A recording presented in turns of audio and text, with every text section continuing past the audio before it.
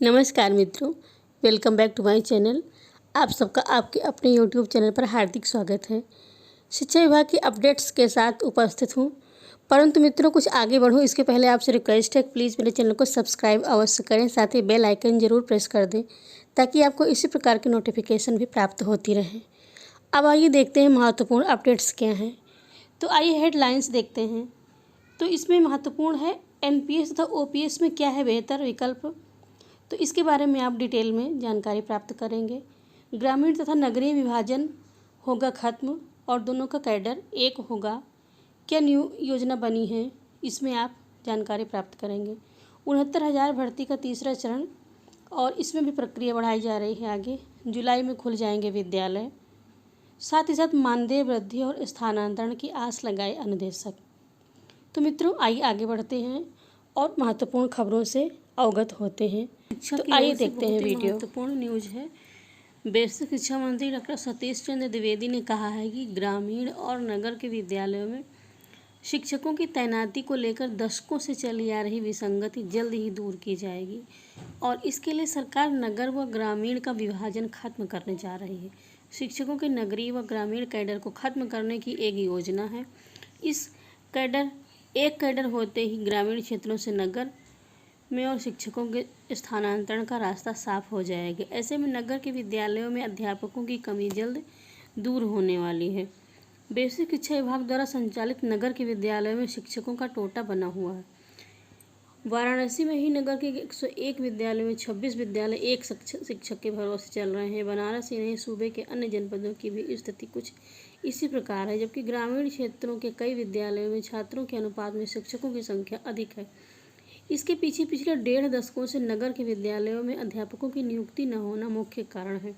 हाल में ही सूबे में 69,000 शिक्षकों की भर्ती हुई। इसमें बनारस में 230 शिक्षक नियुक्त हुए।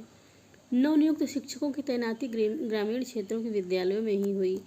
करीब 1.5 दशक पहले ग्रामीण से नगर के विद्यालय में शिक्षकों का स्थानांतरण हुआ था। इसके बावजूद नगर व ग्रामीण में शिक्षकों के अनुपात में काफ़ी अंतर बना हुआ है। नए परिसीमन में ग्रामीण क्षेत्रों में 60 विद्यालय नगर में शामिल हुए हैं। हालांकि इन विद्यालयों में तैनात शिक्षकों का भी स्थानांतरण नहीं हो सका। बहरहाल कैडर एक कर देने से नगर में शिक्षकों की कमी दूर हो सकती है और बेसिक शिक्षा मंत्री इसके लिए पूरी तरह से तैयार हैं।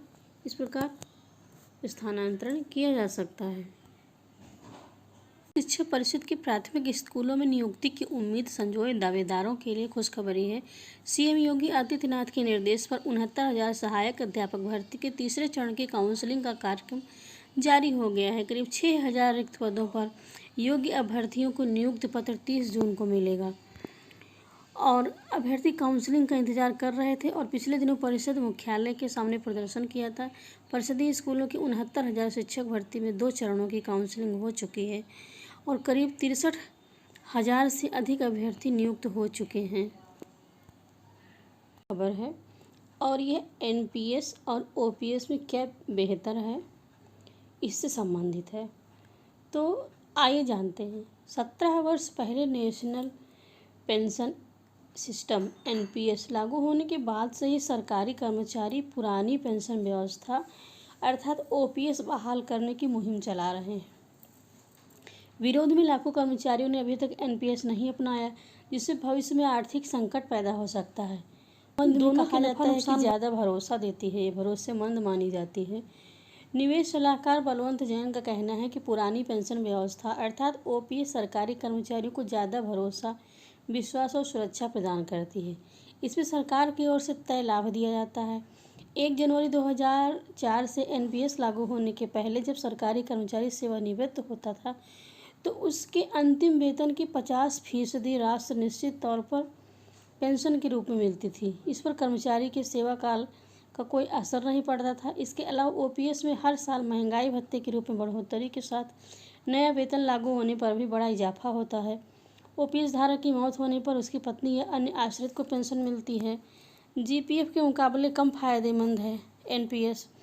केंद्र ने ओपीएस को ये कहते हुए बंद किया था कि इससे सरकार के खजाने पर बहुत बोझ पड़ता है।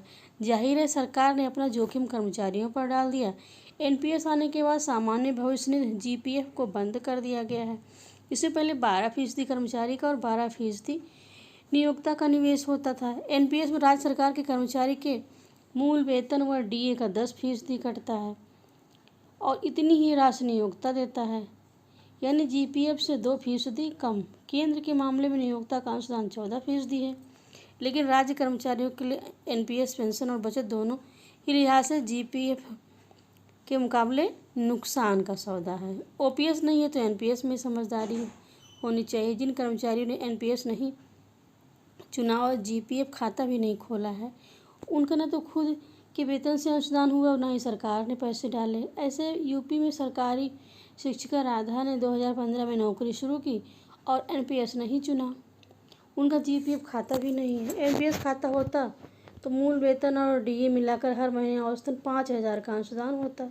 इतनी ही राशि सरकार भी मिलाती तो 6 साल में कुल 7.5 लाख की रकम मिल जाती। लिहाजा ओपीएस का विकल्प नहीं होने पर एनपीएस अपनाने में ही समझदारी है। निजी क्षेत्र और निवेश के लिए एनपीएस बेहतर है। एनपीएस को तुलना में अगर पुरानी पेंशन से ना करें तो सिर्फ निवेश विकल्प के रूप में देखें तो ये काफ़ी आकर्षक लगती है। निजी क्षेत्र के लिए यहाँ सेवानिवृत्ति के बाद कोई सुरक्षा नहीं मिलती, वहाँ एनपीएस संजीवनी की तरह है। एनपीएस लागू होने के बाद सब सालाना औसतन 10% रिटर्न मिलता है। इस लिहाज से 25 साल से ज़्यादा के सेवाकाल में छोटे निवेश से भी बड़ी रकम तैयार हो सकती है। एन्युटी की राशि ज़्यादा होने पर आपको पेंशन भी बेहतर मिलेगी। संक्रमण के चलते बंद चल रहे परिषदीय स्कूल 1 जुलाई से खुलेंगे। शिक्षक स्कूल में जाकर बच्चों के ड्रेस, किताब सहित अन्य कार्य देखेंगे। स्कूलों में अभी बच्चों को बुलाने के आदेश नहीं दिए गए हैं।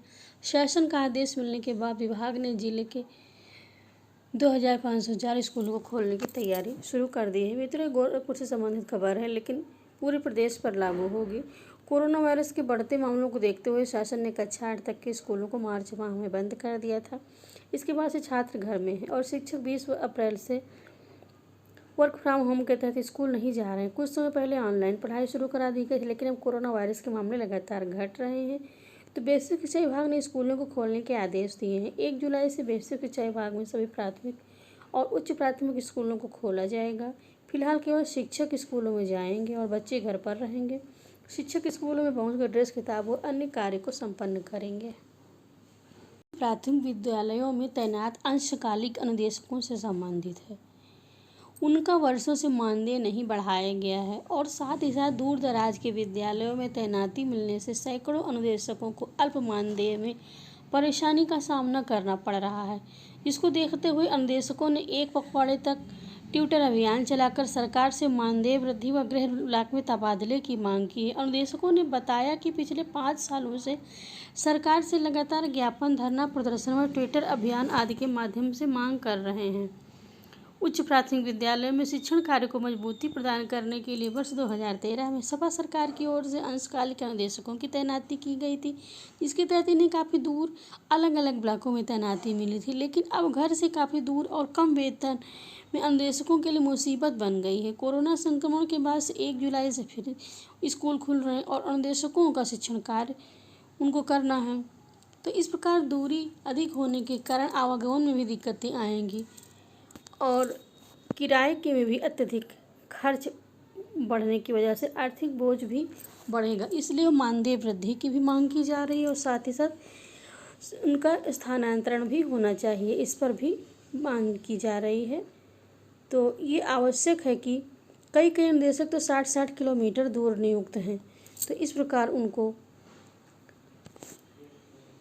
पास के विद्यालयों में नियुक्ति मिलनी चाहिए।